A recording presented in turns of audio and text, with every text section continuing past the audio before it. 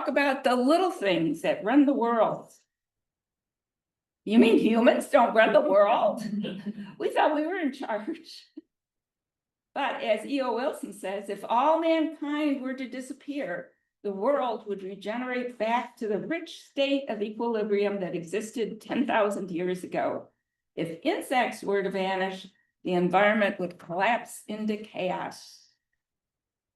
And by the way, these are pictures for the most part, except a couple that are obviously not mine. But these are all from my yard. There's a lot of things that you can have, and I just live in a suburban yard in a development. I don't live out in the country or anything. So these are all things you can do too. So the first thing people think of with insects is pollinators. So why are pollinators important?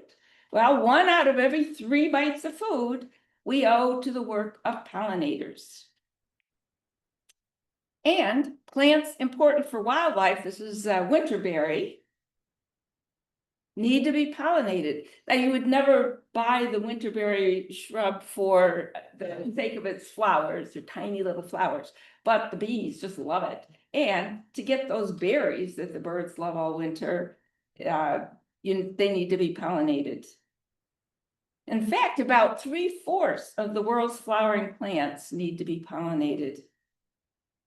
The New England Wildflower Society, which is now called Native Plant Trust, had a study, and they said a disproportionately high percentage of declining native plant species requires insect pollination, and pollinators are themselves in jeopardy. As the Pollinator Partnership says, our future flies on the wings of pollinators. And it's our future flies on the wings of pollinators. So who are those pollinators? Well, bats and other mammals are pollinators, especially in the Southwest. Birds, and butterflies and moths. But the most important pollinators are the bees. They deliberately gather pollen to feed their young. And they even have some varieties of bees even have a special pollen basket that they stuff the pollen in, a corbicula.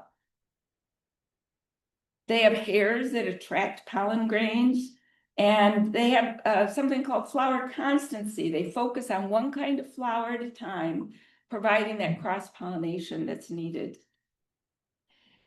People generally think of, when they think of bees, they think of honeybees. I mean, that's the famous kind of bee. And people are aware that honeybees were in trouble with different diseases and so on.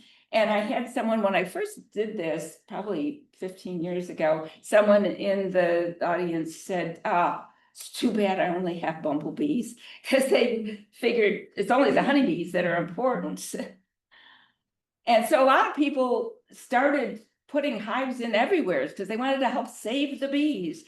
As Xerxes says, though, the needs of wild bees are so different that raising honeybees to save pollinators is like raising chickens to save birds. Now, they are chosen for managed pollination. This is a picture I took at one of our local U-Pick apple farms. And they're a great agricultural worker because we have these huge farms that have like one kind of plant, and they all have to be pollinated at the same time. And there's a huge industry carting these honeybees all around the country and renting them out and so on. So they are an agricultural worker. But they can't even pollinate some plants like tomatoes and peppers. And the bumblebees have something called buzz pollination, and they disengage their wings and buzz it in, get the pollen shaken out, and they pollinate that way. And I think they use bumblebees in a lot of these greenhouses where they grow greenhouse tomatoes and so on. Honeybees are not native to this continent, and they're actually a competitor for native bees. They have these huge colonies. They can travel a great distance, and they are a competitor to our native bees. There's actually over 200,000 species of pollinating insects and 4,000 species of native bees in the US. This is a bicolored striped sweat bee, a lot of really pretty little insects. And bumblebees, they've been called flying dust mops, collecting pollen. There's actually about 50 species of bumblebees in the US. I used to think long ago that, that was a bumblebee. Like there's one kind of bee called the bumblebee. And actually there's 50 species. And just in the eastern US, there's 21 species. And my favorite is the black and gold. And he's larger than most bumblebees. We're sitting in the near our pond, and they're big enough that I can see them visiting flowers near the back of our backyard. They're very noticeable. And if you look up close, they're really a beautiful animal. They just are very pretty, and I really enjoy seeing them. I don't see them very often. I worry that because they're larger, when people see them, that's probably one of the reasons I see exterminators up and down the street. Because one year I did have a lot of them. Every time I went out, I saw 4 or 5. And actually, the New York State Natural Museum wanted information on because I was seeing so many. And I worried that they probably weren't nesting in my yard, and then who knows what happened. I wouldn't be surprised if the exterminators got them somewhere. Because a lot of people don't like bees. So yes, pollinators are important. But remember what E.O. Wilson said: if insects were to vanish, the environment would collapse into chaos.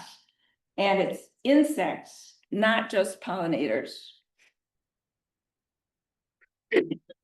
And there's lots of other insects besides bees. You spot the Katie did there. They're masters at camouflage. Insects account for 80% of animal life on Earth. I saw this in my yard. It's gorgeous. A dog-veined leaf beetle. And this is the number of species of all animals. That's the insects. And here, that's mammals. We don't make up that big number of species. And if you look just at the insects part, even the bees aren't that big of a part of the whole insects. The beetles, there's a lot of species of beetles. So what is an insect? Well, things like, pill bugs, cell bugs. No, that's not an insect. They're actually a crustacean most closely related to shrimps, lobsters, and crabs. What about spiders? They're not insects either. And a few years ago, we had some spiders, a couple years in a row, some of these orb weavers. And I would go out every morning, and they repaired their web every night, and caught other things, and then they'd rack up their prey and everything. I didn't see any of these for the last couple of years. They should be there. This is an important part of our whole ecosystem. They are insects, but they are a really important part. And hummingbirds would agree, because they use the webs, the spider web, for their nest. So they are an important part, but it is scary that I haven't seen these, and I used to see them routinely. So what is an insect? Well, it has 3 body parts: a head with 2 antennae, a thorax with 3 pairs of legs and 0 to 2 pairs of wings, and an abdomen. What about ants? Are they insects? Yeah, they are. They have a head with 2 antennae. They have an abdomen. They have a thorax with 3 pairs of legs and 0 to 2 pairs of wings. And wings, well, this robin, a couple of years ago, there was a bunch of ants, and he was really excited. He was really gobbling them up, and you could see the wings left over in their reproductive phase. So ants don't pollinate as other insects do, but they do have a very important function. This is my twin leaf, and if you've toured my yard, I've tried to remember show everybody my twin leaf and the little seed pods there, and you can see the seeds hanging out there. And ants help disperse plants called myrmecoccary. And it includes a lot of spring ephemerals, not just the twin leaf, trillium, bloodroot, trout lilies, a lot of different plants. And what they do is take the seeds, because they want the elaiosome, that fatty appendage on the seed. So they take that back to the nest, they eat the fat, and they throw away the seed, which helps disperse the seed. So it's it doesn't compete with the mother plant, but it's still in that same general area with the same growing conditions. And so it's a perfect system, and they don't know they're helping, but they are helping a lot, dispersing seeds. And they also improve soil structure. I know people get freaked out, especially like if they see ants on their peonies or something. And, it's not something you have to worry about. So why else do we need insects? And this particular insect was another one. I think I might have seen one this year, but I used to see them routinely. It's a little Tibetan moth. And their host plant is the same host plant as the American lady butterfly, the pearly everlastings and so on. And so I always used to see it, but this is a tiny, tiny little moth. But look at the detail. It's like a stained glass window. It's a beautiful little moth. And I really didn't see many. I didn't see any American lady butterflies either.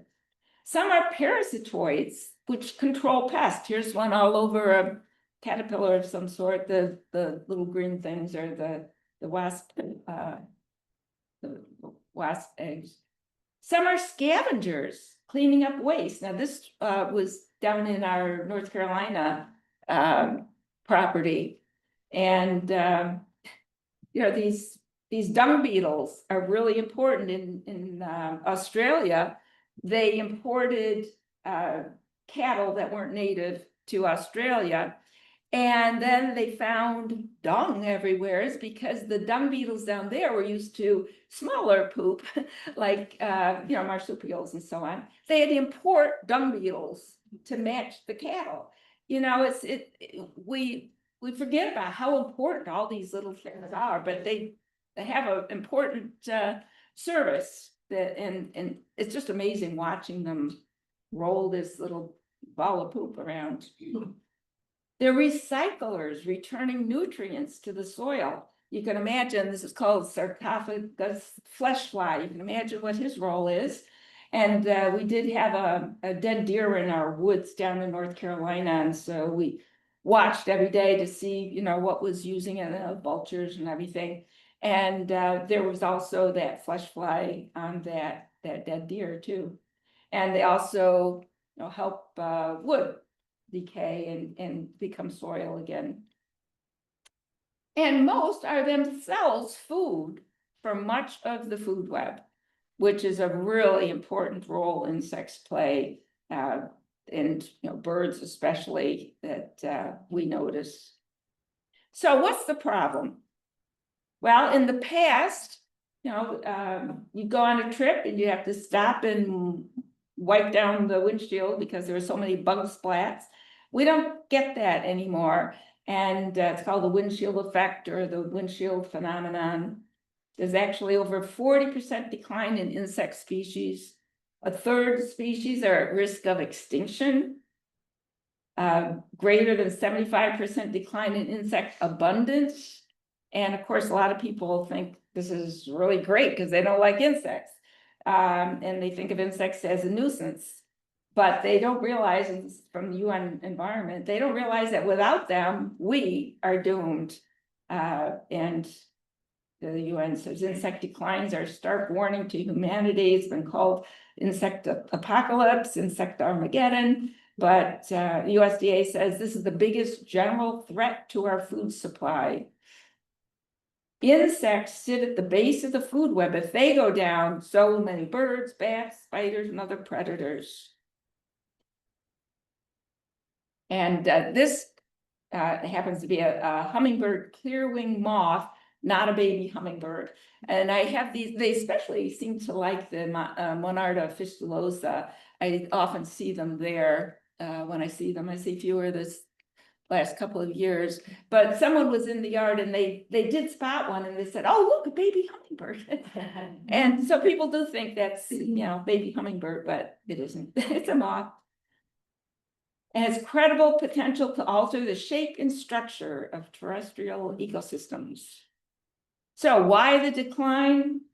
There's no single reason. The proceedings of the National Academy of Sciences said that it's death by 1,000 cuts, lots of reasons. The likely causes, habitat loss, because we see so many places like this, large green lawns free of any weeds, free of anything that would support life at all. Habitat fragmentation, we put so many roads in and stuff that makes it hard for them to find native food plants. They can't, it's not all connected, which is the whole point of the pollinator pathway, to have these connected corridors. Habitat degradation. We like to have all these plants that are pretty for people, but useless for anything else.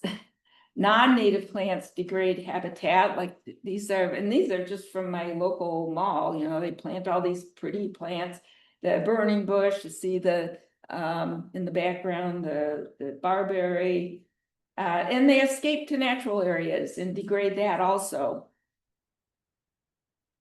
And important plants such as native thistles are missing. And I have been growing the native thistles. Xerces has a wonderful booklet you can download on native thistles, and they tell all the types that are native in each part of the country to try to bring back native thistles. There are a lot of non-native invasives, but there are native ones that are important for lots of reasons. We've changed the ground layer. Now, why someone thought this was prettier than just having leaves, I don't know, but they put all out to the curb, and we're trashing the butterflies, fireflies, and other insects that were in those leaves. Pesticides, of course, there's lethal and sublethal effects. And ironically, a lot of the plant species that are known to be good bee plants are then treated with pesticides because they know people don't want to buy anything with holes in leaves or anything. So even though they're bee friendly, they've been made to not be bee friendly. And here's a little tag that the Xerces showed that they found in a conventional plant nursery. This plant is protected from problematic aphids, whiteflies, beetles, mealybugs, and other unwanted pests by neonicotinoids and other unwanted pests like bees, butterflies, and other beneficial insects. And these are systemic, the neonics are systemic chemicals, and they're absorbed into plant tissue, making the plant itself toxic to insects. They're long lasting, they're present in nectar and pollen, they remain in the soil. And we use these herbicides, pesticides by the gallons. And glyphosate, for example, which is in Roundup, is implicated in impeding the growth of bee larvae, diminishing bees' navigational skills, altering foraging behavior, or even disrupting their gut microbiome. And you might be using without even knowing it, because they don't say, they aren't branded neonicotinoids. They're called something nice, like tree and shrub protect and feed. I mean, who can argue with protecting your plants and feeding them? Well, this particular one does contain neonics, and Xerces, which is a wonderful organization, they have a list of the brand names, because a lot of these brand name products have bad things in them, even though they have nice little names like weed and feed. I mean, who can argue with weeding and feeding your, well, this would be for lawn. And they have bad things too. They're not good for people either. I see all these kids walking down the street past all these yellow signs, because in my area, everybody gets their lawns treated. And there's yellow signs out, the pregnant women, little kids walking past all this stuff. And a lot of them are banned in Europe. It's just not good for humans.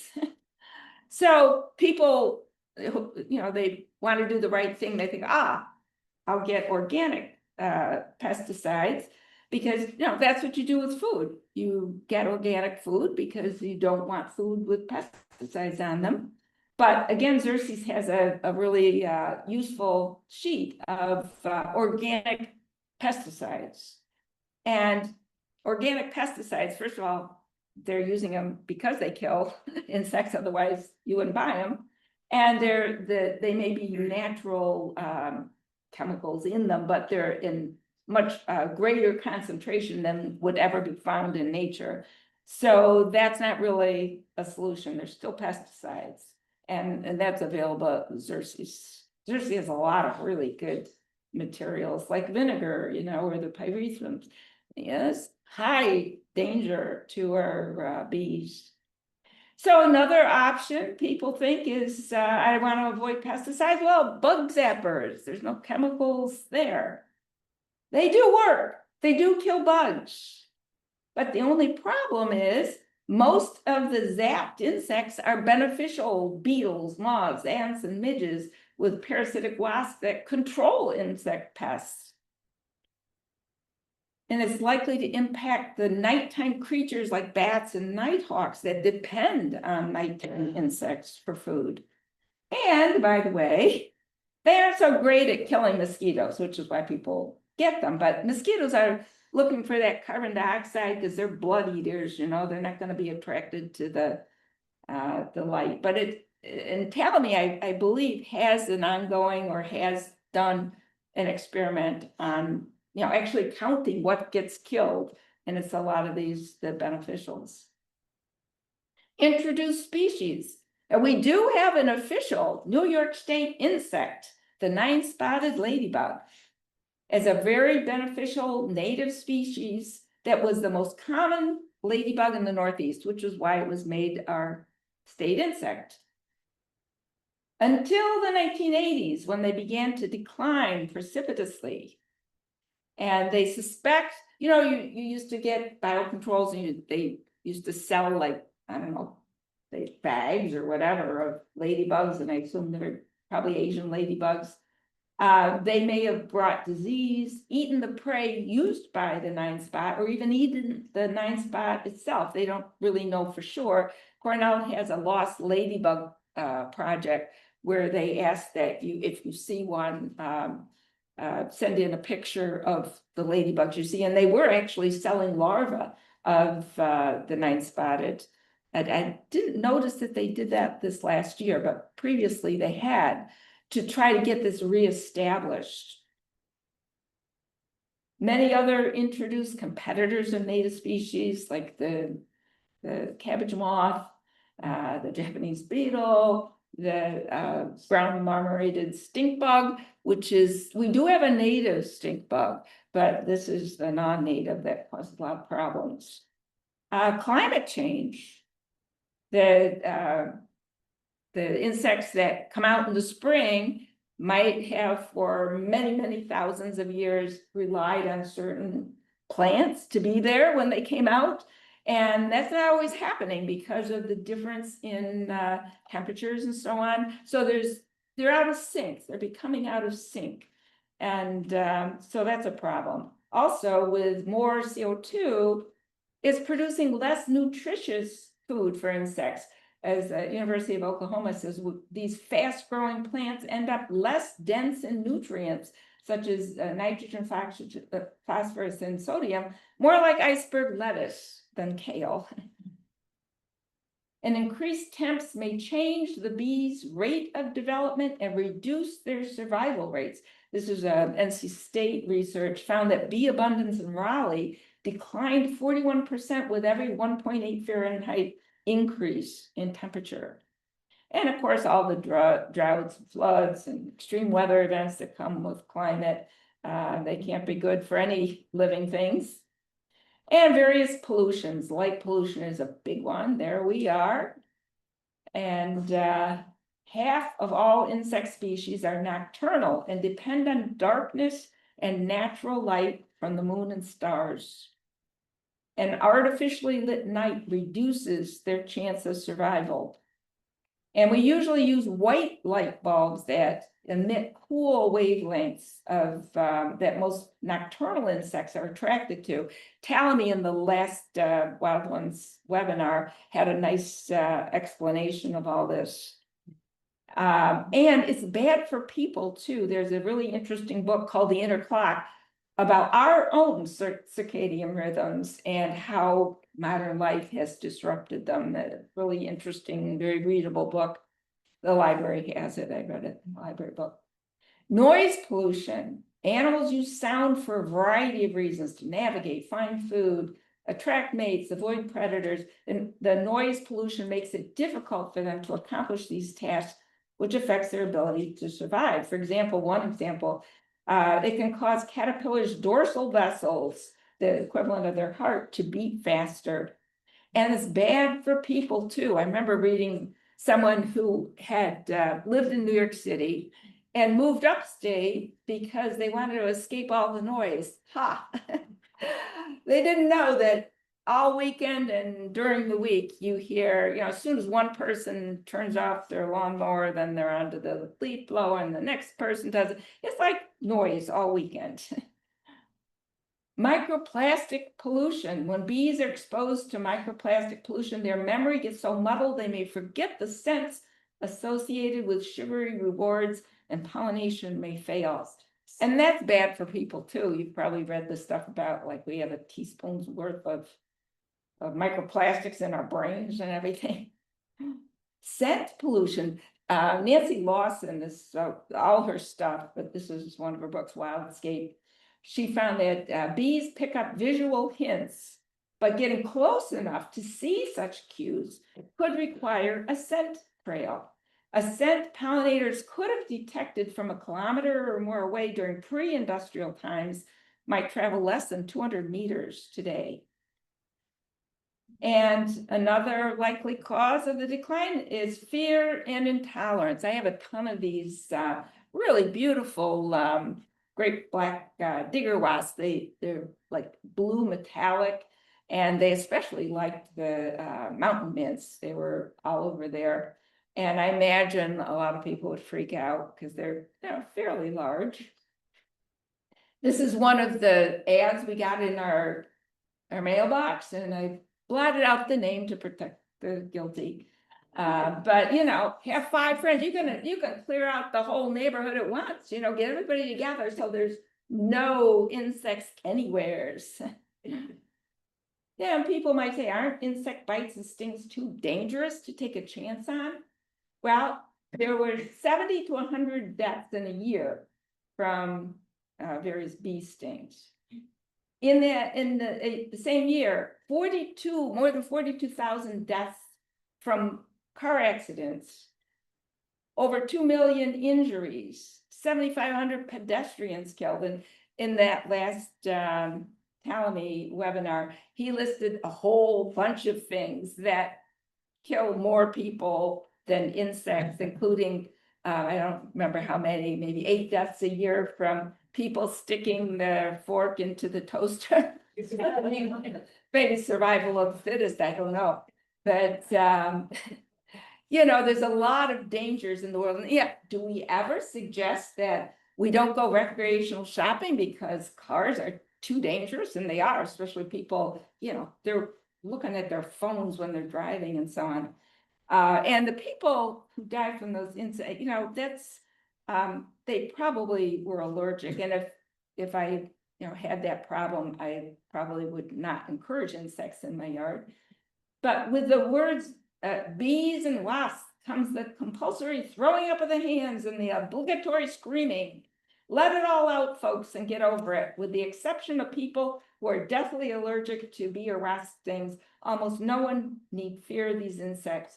And I know that is a serious issue because my grandfather was allergic, so he had to be really careful and carry the EpiPen. I mean, that's not a trivial thing, but it doesn't apply to most people. And people seem to think nature should be the only thing that we can't tolerate any risks at all.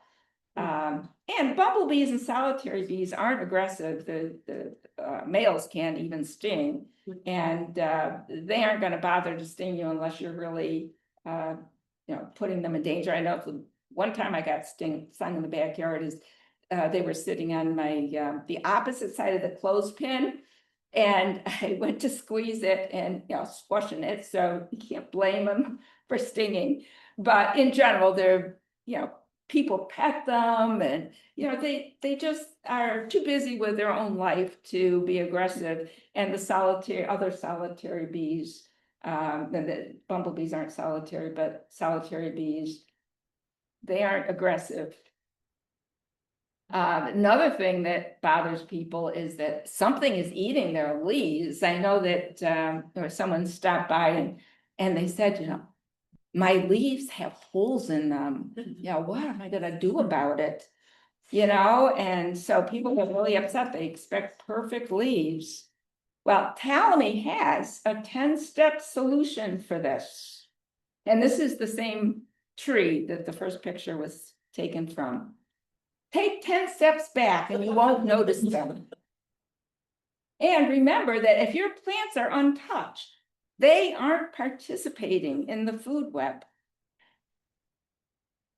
And of course, that's not referring to things like Japanese beetles that can really demolish plants. So what is causing the insect decline? Probably all of those. But we can help insects in our yard. In fact, we must help insects in our yards.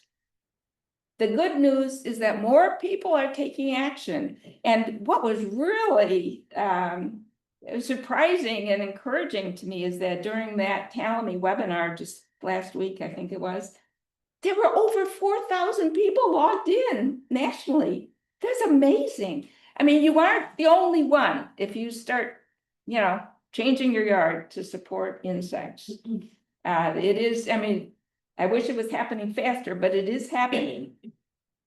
The best news is that it works. Look at the bees on my goldenrod.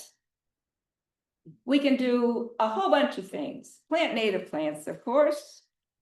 And we do have a list over there. The keystone plants are featured, and there's other plants on the list too. But and I've only added the things to the list that are actually available locally. There's no point putting it on the list if you can't get it anywhere. But there are lists online, and Talamy helped develop them. And keystone in an arch, if you remove that keystone, you know what happens to that arch. And the same idea with certain native plants are keystone plants because they support the most insects. That's how they determine what is a keystone plant. And try to choose the plain native species, not cultivars, those named varieties. One reason is that, we may see this, bees see that with a nectar guide. And if you do the cultivars, that may change. Here's a bloodroot in spring, and the bumblebees, only the queen survives over the winter. And so they come out and they're hungry and they need to start their new nest and so on. They need food. And this is what we plant instead because it's pretty, it is pretty, but it's not going to help anything. It's, just eye candy for people. Plant enough flowers together in one area. Now, when you're just starting, generally if I buy a new plant, I'll buy one because they can be pretty expensive, but with the intent of, if it's large enough, sometimes you can divide them into 2 or 3 smaller ones, or wait for them to spread on their own in various ways and learn to recognize the seedlings. So the goal is to have a bunch of plants. You don't have to buy 10 plants all at once, but have that as your goal, and learn to recognize the seedlings as they're free plants. Plant diversity and insect diversity go hand in hand. Cornell has this excellent booklet you can download about a pollinator garden for native specialist bees of New York and the Northeast. It's perfect for us. Now, you can download it for free, go to Cornell Botanic Gardens. And it tells you the plants that are going to be especially good. If you provide for the specialists, you're also providing for the many generalist bees. Although, remember that even generalists can't eat just anything. So try to provide a variety of flowers, especially different flower shapes. Each bee is adapted to, different types of plants. They have their own little methods. And it's really interesting seeing how they get into their different plants, like the turtle heads, and they're able to force their way in there. Some of them want the more open, the florets there. And I love to watch them going into the jewel weed. They go right inside. So provide that variety because they all have different ways of getting nectar and so on. Have a minimum of 3 types of flowers for each season. That's not generally too hard. I found that pussy willows are a nice plant for the spring. The bees really wait for those. Once this is what it looks like after the gray furry bud starts flowering, and those newly emerging bumblebee queens need those spring blooming plants, shrubs, and trees. In the summer, of course, tons of native plants are available. Joe Pye is a great one, and that lasts through the time when monarchs are migrating and so on. So it's not just for bees, the butterflies love it too. One of my favorites is a beautiful plant is Culver's root. There's lots of different plants for the summer, but this is just particularly pretty, I think, and always really attractive to native bees. People, is one of the plants as people are walking by, one that they comment on because the structure of the plant is so attractive. And then fall, the asters and the goldenrod are really important, not just here, but especially for monarchs all the way down and to Mexico. And that's not as commonly found as in the past because of, agriculture and so on. And I was watching this New England aster, the plain New England aster, and I had this one cultivar of an aster. I didn't see anything on that. It's just an example of cultivars of even native plants don't always have those same properties. And then the goldenrod's really important. And there's lots of kinds of goldenrods. I have like 8 different kinds, and some are more aggressive than others, but lots of different shapes. This is, like little fireworks, and they have actually a cultivar called fireworks, but stiff goldenrod, they all look very different, all very attractive and especially important for the monarchs and the bees and so on. Now, the minute you yeah. I just there. Yeah, the minute you mention goldenrod, people, can't plant that, I'm allergic, I have hay fever. No, that's not true. And this was on our way to our local library, and you know, if you start sneezing, you notice the goldenrods, but the ragweed is right next to it, and because it's all green, you don't actually notice that.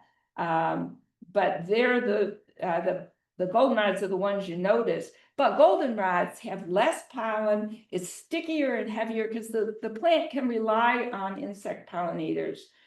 So they don't need a ton of pollen. Whereas the ragweeds are any plant that is wind pollinated, they have lots of light pollen that will reach your nose. Because the plant has to produce lots of pollen because it's not as certain a way of getting pollinated, so it just produces lots of light pollen. Provide places to raise their young and to overwinter, as the lack of nesting places is a limiting factor. And they'll often, I think we had a shrew nesting in that area. This is right outside our back door, and a bumblebee had their nest there. You can see it going in.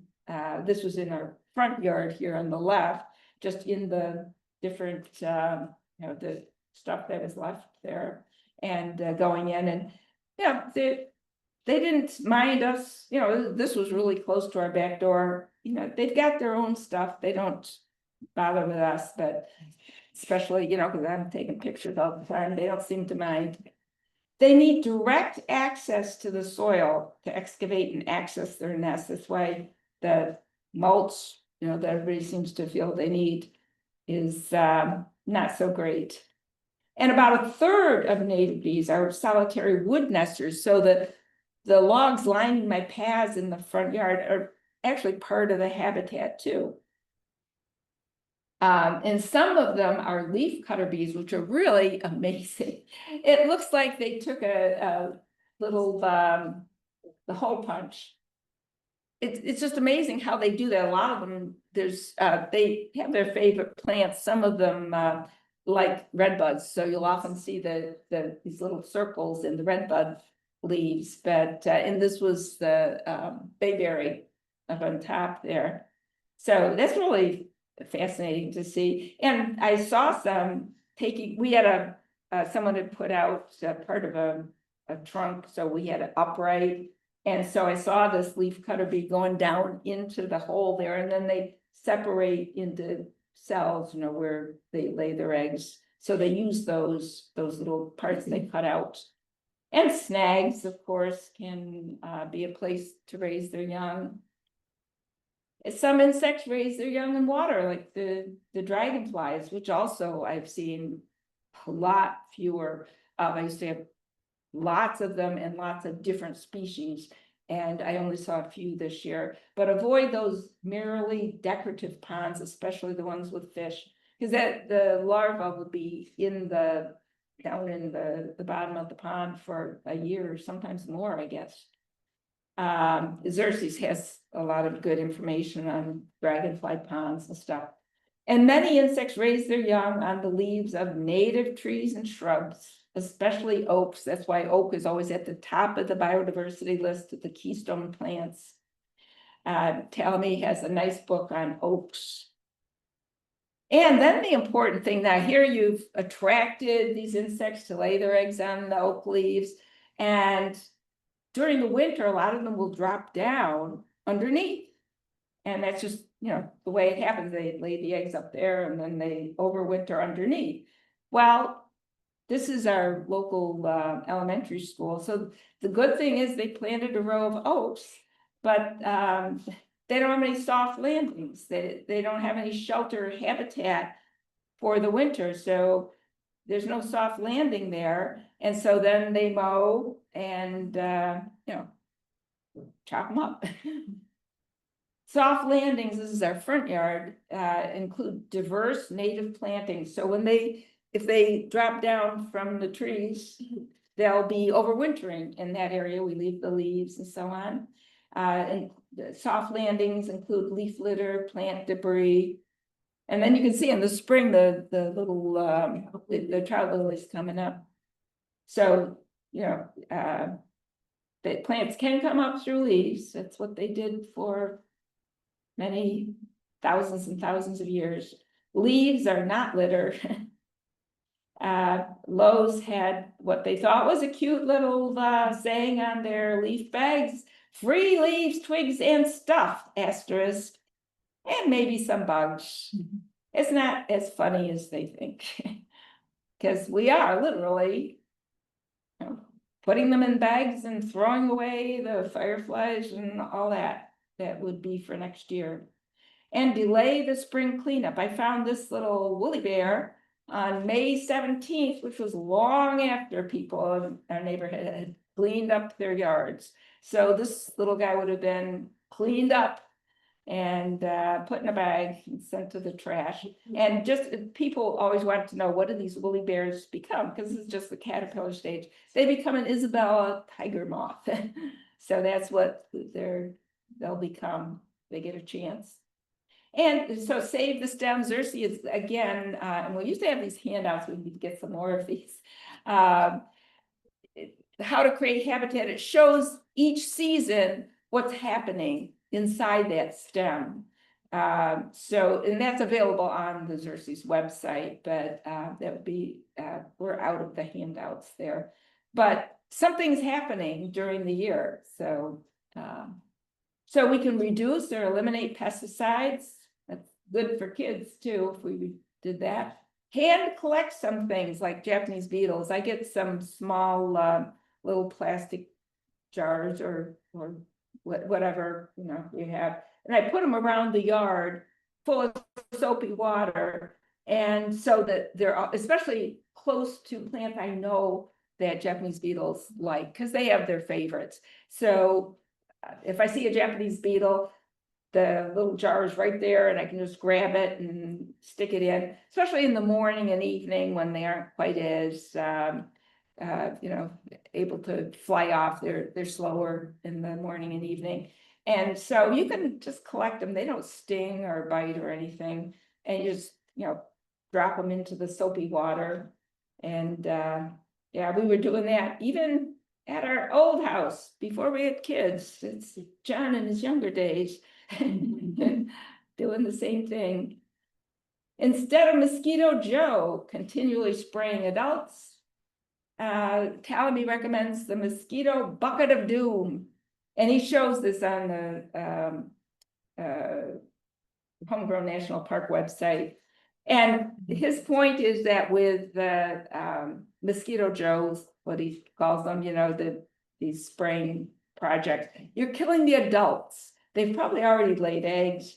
And so you're just, you know, have to have them come back again and again to spray and kill everything else at the same time. But what you do is get some straw or something in a bucket and let it ferment. And then the adults will come in and they'll lay eggs, and then they develop into larvae. I think you can see some there. And then you stick it in a bucket like this, maybe like 1/4 of that mosquito duck, which will is safe for other things. I always put the screening over it so no chipmunks or birds or anything can get in. But so then you're cutting it off at the larval level instead of, you know, this endless spraying of adults. So that's what he recommends. And instead of bug zappers, you know, if you're sitting out at night, you could just have a fan, you know, blowing the mosquitoes away from where you're sitting. Provide habitat for predators. Let them do the work for you. You know, the birds and the spiders and stuff, and other things, are parasitoid wasps and stuff. You can reduce pollutions. I mean, this is a real monstrosity. You know, all these upward facing lights and so on. It's hard to know. I guess it's just to show off their property. I don't know. But if you're worried about security, you can do motion sensor lights. That's what we have near our back door. You could put them in different places.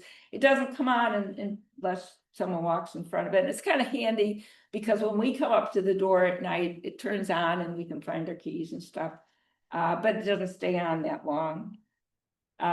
So that's one way. Also, as Talamy mentioned in the last webinar, the yellow bulbs are safer for insects, especially the yellow LED bulbs. So that's what we have on our back porch. We don't leave it on all the time, but if we are waiting for people to come or something, the yellow bulb is a lot safer for insects. Noise and scent pollution. Having less lawn is one solution that solves many problems.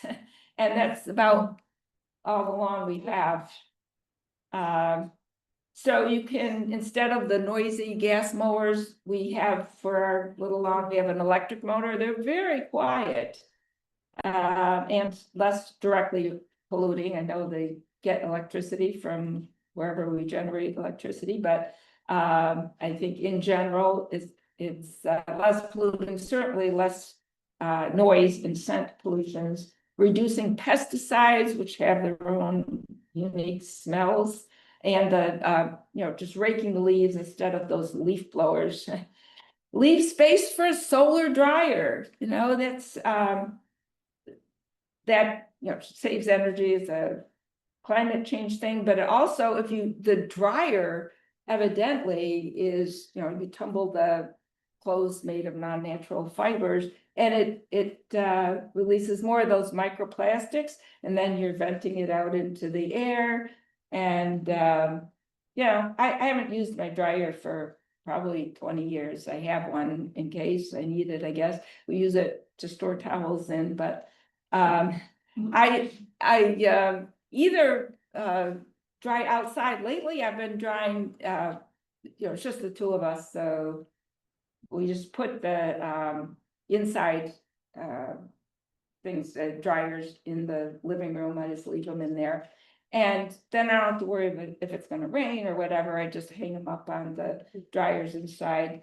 And just one regular dryer and one smaller dryer does a whole load of clothes. The rats, dryer rats, they're like rats. Yeah, yeah, and I have the kind that are thin enough that you can, use clothespins easily, and yeah, so it's a lot easier. I can do laundry late at night, and but it doesn't have the nice smell as being outside, the nice sunny smell, but it is convenient. But it just has a lot of and we wash in cold water, a lot of climate things, and it's a way you can use part of your yard. Produces the fewer microplastics. Community science, like the feeder watch that I told you, how do they get information like this? Well, I mean, scientists can go collect that information, but we need so much information that they really welcome the help of all of us to collect it. And you follow some simple protocols, and they can get really valuable information, because we have to know what it is we have before we know how to create intelligent conservation programs. There's a firefly watch that we do at home. There's lots of different community science projects, and we've listed them on our website on different, there's different levels. Some are very simple, like feeder watch is pretty simple. Some are even simpler than that, like the monarch calendar. Especially, the phone apps are a godsend. They're so much simpler than it used to be when you had to enter all that stuff. So yeah, it's gotten a lot simpler, but increasingly important to get this information. So those are all listed there. And be an advocate. Display a sign, talk to people. As people walk by, I try to show them, all these amazing bees that are here buzzing, and it's, just full of life. It's, get people excited about seeing these things. And learn to appreciate them, enjoy their busy buzziness. And it is nice to come out the back door. You can actually hear them and see them working, and it is enjoyable once you get over whatever fears you've collected as a kid, I guess, and grew up with. And there's just lots of interesting things. This is a calligrapher hoverfly, and I tend to see them a lot on the spiderworts, and their noses match the flower's anthers. That's so cute. But there's a lot of interesting behaviors, interesting appearances. Admire their beauty, the structure of the different insects. And then one year I went out every morning and took pictures of bees sleeping. They'll sleep under the flowers. So if you go out and look under the flowers, they're in the early morning, they're sleeping under there. So I got a whole series of sleeping bee pictures. And put a name to a face. Now, years ago, Bug Guide was one of the only ways you could do that, and it's still around, still really valuable, because unlike an app, there's a real person who looks at these. It's I think it's at University of Iowa. I don't know, some Midwestern university does this Bug Guide, and it's a free. You just establish a free account and send in your picture, bugguide.net. And here's one I sent in, because I didn't know what it was. I found it in the front yard, a giant leopard moth. So they have, volunteers. I imagine they rope in a lot of their entomology students or something to do this. But they, they tell you what it is. And then They also have lots of pictures, so I found that that's what that becomes when it's, when it becomes an adult moth. But that is a really valuable resource that's still available, but there is Seek by a naturalist, there's Plants and Creatures, and then there's a lot of others, Google Lens, and it's a really much easier way than in the past. Seek isn't always right, but it's pretty good. How to learn more, I'm doing another presentation at Salve Library next Saturday on habitat gardening for life. And then really neat, just a couple of weeks ago, I went into Salve Library and they were featuring this video. I hadn't heard of this series, Bugs That Rule the World. I think it was 2025 that it's a 4 1-hour series. It's not part of another series like Nature or anything like that. It's its own series, Bugs That Rule the World, 4 1-hour programs. It was excellent. They went all over the world. They have a very engaging set of scientists talking about these things. Incredible photography, macro photography, where you can really see these insects close up. It was an excellent, excellent series. And they had 1 copy, and I noticed there were 2 more copies in process. Maybe they've already processed them, so there should be 3 copies in the system. And I think you can also watch it online with PBS Passport, which is a great thing. We have that, and you can see, like, you can binge watch a whole series even before it's all shown publicly. It's $60. There's a lot of benefits, and it helps public media at a time where they really need help. So PBS Passport is great, and I'm pretty sure you can see this on PBS Passport, but the library also has it, and just well worth watching with the scientists they have, and they go all over the world, and they have a whole last hour was on beetles. It's amazing. Walking sticks are incredible, and the variety all over the world. It's an amazing series, well worth the time. The best way to learn is to observe. You can observe a lot just by watching, as Yogi Berra said. And sign up for our twice monthly free newsletters over there, or I think I put it back over there. And or online, you can sign up at our website. And then there's a copy of this year's native plant shopping guide. We'll update it next year. We have lots of new native plant nurseries, which is really encouraging. And the people doing these are really very knowledgeable, very dedicated. We're really lucky.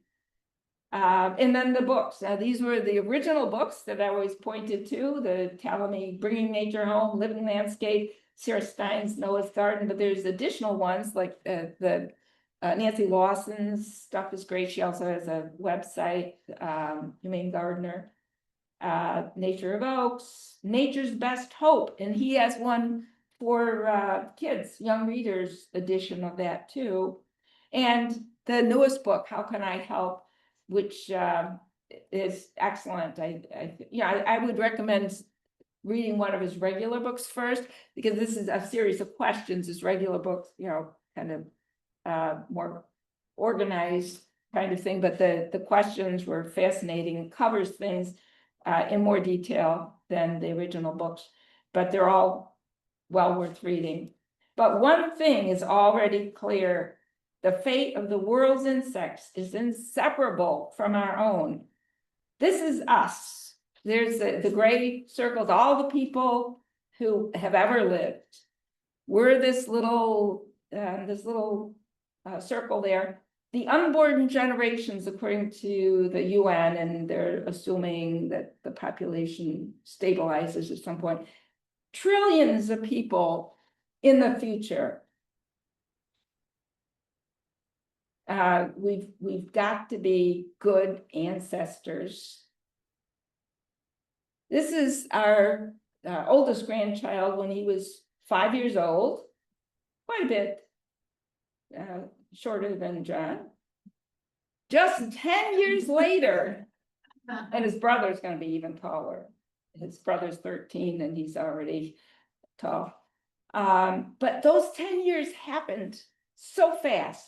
10 years is nothing.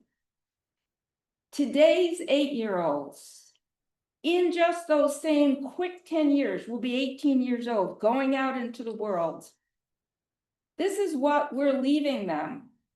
The Global Living Planet Index, the global mean temperature. What kind of future are we choosing to create for this next generation? We can do better, we can change, and it does make a difference. As Mary Reynolds says, the time for treating our patches of the planet as blank palettes for our creative expressions is over.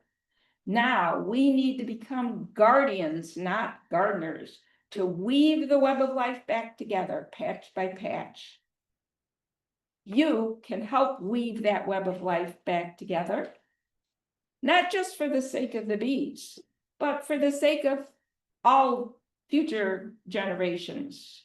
So create an insect-friendly landscape, because insects are the little things that run the world. So thank you for coming.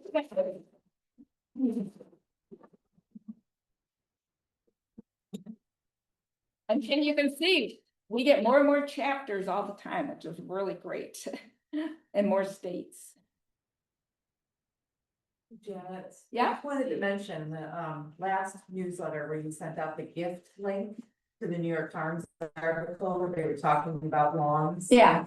I posted it to a Discord because I thought that the article was really hopeful. Yeah. And actually got a comment from somebody saying that they had just been cited by their town for having excessive weed growth. Yeah. And they were gonna contact Wild Ones ASAP, and thank you so much for Yeah. posting this link about Wild Ones. Yeah. They had already, planned to contact them for help Yeah. to Yeah. defend their garden. Yeah. Wild Ones National does have a lawyer, wild lawyer. I don't know if they get involved in individual things like that. There's going to be a webinar somewheres about the HOAs and so on, but that happens. Hopefully, The timing of Uh-huh. you sending that out Yeah. and posting it, they had just gotten a notice like 2 days before. oh my goodness. And they were so worried because Yes. they thought they were going to have to mow immediately, get rid of what they were doing. Yeah. And these are, this particular Discord is AODA, the Association of Druids in Oh. the Americas. Uh, So these are all people who are highly committed to Right. ecological restoration. Yeah. It just stinks that you would have somebody walk by and see weeds and that they would get a notice. Yeah. Yeah, not have anyone to turn to. So Yeah. thank you for that link. And I think a really important thing is that what they call cues to care, to have a really neat border and so on. So, to try to, I mean, I will do a lot to make something socially acceptable up to the point where it affects life on Earth. The But, best you tip, know, the best tip I think you gave me is the signs, and I did mention that to them as well. Right. To do the signage, I think really helps educate. Oh, people yeah, Before yeah. they start bitching about what it looks like, the aesthetics. of the Yeah. situation. Yeah, they do read them too. I was on the screen porch and I heard two little girls walk by, and the one girl was talking to the other girl, and she says, these people have an award-winning garden. Just because I have those signs, it wasn't like I was, not that like I won an award, but so they had read that and she thought this was impressive, but yeah, I think the signs are important. Plus, if you buy the signs like from Xerxes, I mean, it helps Xerxes too, but yeah. Can you talk a little bit about ticks? Yeah, that was one thing Talmy brought up too. And he said, they're looking for blood. They aren't eating native plants. They're going to be waiting on shrubs and everything to jump off onto you. There's now one of the things that fosters ticks are Japanese barberries, which people plant all over the place. I thought was interesting is that he said the more mammals that you have in the yard, they become like the place where the ticks will go.